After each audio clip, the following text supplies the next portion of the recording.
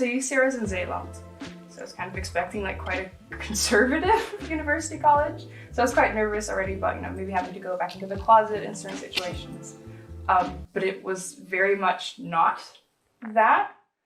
Well, I mean, I am personally from Zeeland, so I know a lot of people here, I know a lot of queer people here. I knew there was a community, so for me coming into UCR, I was more like looking for the gays because I knew they were going to be there and not, I wasn't really afraid that I was going to hide some part of my identity or something like that. I think quite a reputation for that in Zeeland. We do, yeah. The reality is very nice because the reality is being queer here is kind of the norm.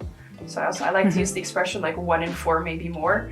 And also just in general, even if, because I mean the world isn't perfect, and even if you kind of face some form of homophobia or transphobia or something else, you kind of have such an army of just queer people, but also allies at UCR that stand behind you. I agree. I think that you can just surround yourself with the people that are either they are queer themselves or they are allies or they just support you for who you are. So I think UCR is a great community just to be yourself, but also to explore who that actually is, because I think it's a really easy thing to say, oh, just be yourself. But a lot of people, especially if they're fresh out of the closet or even if they're not queer at all, you have to explore who that is before you can actually be yourself. Yeah. And I think at UCR, at least I've surrounded myself with so many queer and accepting people that I sometimes forget that homophobia is a thing that exists. Yeah. And then of course, outside of UCR, you might have some confrontation with someone who's not as accepting. So of course it's still there. But I think at UCR, we have quite a big community, which makes it, really nice to be queer at UCR.